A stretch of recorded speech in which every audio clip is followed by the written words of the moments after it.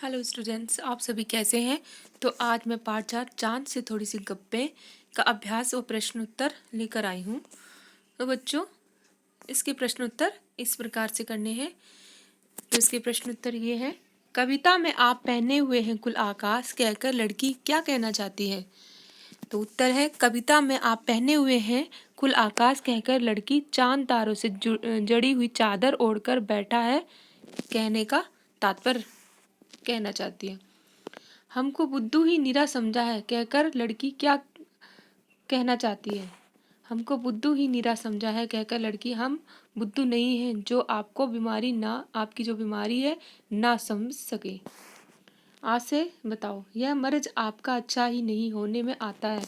उत्तर है, कवि के अनुसार चांद को कोई बीमारी है जिसके कारण ये घटते हैं तो घटते ही चले जाते हैं और बढ़ते हैं तो बढ़ते ही चले जाते हैं। ये बीमारी ठीक होने का नाम ही नहीं ले रही है।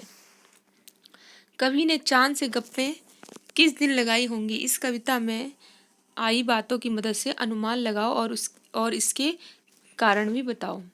दिन, पूर्णिमा, अष्टमी, अष्टमी से पूर्णिमा के बीच। उत्तर, गोल है खूब मगर आप तिरछे नजर आते हैं। मतलब कि कवि ने चांद से गप्पे किस दिन लगाई होगी। इस कविता में आई बातों की मदद से अनुमान लगाओ और इसके कारण भी बताओ। देखिए, उत्तर में लिखा है, गोल है खूब मगर आप तिरछे नजर आते हैं जरा। अष्टमी से पूर्णिमा के बीच। चूंकि कविता में इन उपयुक्त पंक्तियों का प्रयोग किया गया है जिससे पता चलता है कि चांद अभी तो गोल तो है पर पूरी तरह से नहीं, यानी यहाँ पूर्णिमा से कुछ दिन पहले का वर्णन किया गया है। नेक्स्ट क्वेश्चन है, नई कविता में तुक या छंद की बजाय बिंब का प्रयोग अधिक होता है। बिंब यह तस्वीर होती है जो शब्दों को पढ़ते समय हमारे मन में उभरती है। कई बार कुछ कवि शब्दों की ध्वनि से की मदद से ऐसी तस्वीर बनाते हैं और कुछ कवि अक्षरों या शब्दों को इस तरह छापने पर बल देते हैं कि उनसे कई चित्र हमारे मन में बने। इस कविता के अंतिम हिस्से में चांद को एकदम गोल बताने के लिए कवि ने बिल्कुल शब्द के अक्षरों को अलग अलग करके लिखा है। तुम इस कविता के और किन शब्दों को चित्र की आकृति देना चाहोगे। ऐसे शब्दों को अपने ढंग से लिखकर बताओ। उत्तर है, गोल, तिरछे। प्रश्न संख्या 32, भाषा की बात।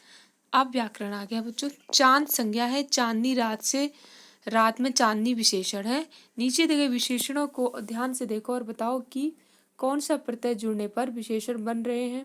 इन विशेषणों के लिए एक एक उपयुक्त संज्ञा भी लिखो, जैसे गुलाबी पगड़ी, मखमली घास, कीमती गहने, ठंडी रात, इस तरह से। जंगली फूल, कश्मीरी भाषा। तो विशेषण किसे कहते हैं, जो संज्ञा और सर्वनाम की विशेषता बताए उसे हम विशेषण कहते हैं। देखिए क्या पूछा, प्रत्यय पूछा है। नीचे दिए गए विशेषण ई प्रत्यय लगने से विशेषण बन रहे हैं। विशेषण उपयुक्त संज्ञा, गुलाबी साड़ी। तो गुलाबी क्या है, विशेषण है क्योंकि साड़ी की विशेषता बताई जा रही है। उपयुक्त साड़ी क्या है, संज्ञा है। मखमली कुर्ता, कुर्ता कैसा है, मखमली, तो ये भी विशेषण है। कीमती सोना, सोना बहुत कीमती है, यानी कीमती विशेषण जो सोने की विशेषता बता रहा है। सोना है संज्ञा। ठंडी हवा, हवा कैसी चल रही है, ठंडी ठंडी। बिल्ली कैसी है, जंगली है। कश्मीरी लड़का, लड़का कैसा है, कश्मीरी। नेक्स्ट क्वेश्चन है, गोल मटोल यानी गोरा चिट्टा। कविता में आए शब्दों के इन जोड़ों में अंतर यह है कि चिट्टा का अर्थ सफ़ेद है और गोरा से मिलता जुलता है, जबकि मटोल अपने आप में कोई शब्द नहीं है, यह शब्द मोटा से बना है। ऐसे चार चार शब्द युग सोचकर लिखो और उनका वाक्यों में प्रयोग करो। जैसे बुरा भला, वे अपनी जिद पर अड़ा रहा इसलिए मैंने उसे बुरा भला कहा। तो इस तरह से आपको वाक्य बनाने हैं। आजकल, आजकल अपराध की संख्या अधिक हो गई है। पतला दुबला, श्याम पतला दुबला व्यक्ति है। दिन रात, परीक्षा की तैयारी के लिए मोहित ने दिन रात एक कर दिया। इस तरह से वाक्य बनाइए और वाक्य के बीच में जो आपके वाक्य जैसे बुरा भला है, ये शब्द वाक्य में आने चाहिए।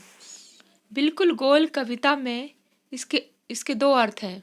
गोल आकार का गायब होना। ऐसे तीन शब्द सोचकर उनसे ऐसे वाक्य बनाओ कि शब्दों के दो दो अर्थ निकलते हों। जैसे बिल्कुल गोल, देखिए पत्र यानी पेड़ से पत्र गिर रहे हैं, मतलब पत्ते, है ना, पेड़ से पत्ते गिर रहे हैं। डाकिया पत्र लाया, एक पत्र वो होता है जो लिखने वाला होता है, एक पत्र वो होता है जो पेड़ से पत्ते गिर रहे हैं। आम, आम के भी दो मतलब अर्थ होते हैं। देखिए, आम फलों का राजा है जो हम खाते हैं, वह आम आदमी है, मतलब आम आदमी है, साधारण सा आदमी है। उत्तर नेक्स्ट है, श्याम को इस प्रश्न का उत्तर नहीं पता था। एक उत्तर वो होता है जब हम प्रश्न करते हैं तो आपको उत्तर नहीं मालूम या पता है तो हम उसे बोलते उत्तर। और एक उत्तर वो होता है जिससे जो हमें दिशा बताता है, जैसे वह उत्तर दिशा की ओर गया है।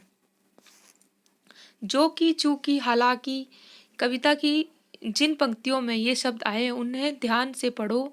ये शब्द दो वाक्यों को जोड़ने का काम करते हैं। इन शब्दों का प्रयोग करते हुए दो दो वाक्य बनाओ। जो कि से उसने मेरा किताब लौटा दिया, जो कि उसने पिछले हफ्ते लिया था। जो कि उसने मतलब पिछले हफ्ते लिया था। ताजमहल दुनिया का अजूबा है, जो कि आगरा में स्थित है। चूंकि चूंकि मैं भूखा था, जैसे कि मतलब मैं भूखा था इसलिए मैंने खाना खा लिया। चूंकि वहां भीड़ थी इसलिए मैं रुक गया। हालांकि हालांकि मुझे उस पर गुस्सा आ रहा था, फिर भी मैंने उसे छोड़ दिया। हालांकि मैं स्कूल नहीं जा पाया, फिर भी मैंने घर पर पढ़ाई की। अब नेक्स्ट क्वेश्चन देखिए, गपशप यानी गपबाजी, जो यानी गपशप हम बातें करते हैं ना, क्या इन शब्दों के अर्थ में अंतर है? तुम्हें क्या लगता है, लिखो। उत्तर देखिए, गप बिना काम की बात करना, मतलब गप माना जो बड़ी बड़ी फेंकता है, गप सप यानी इधर उधर की बातचीत करना।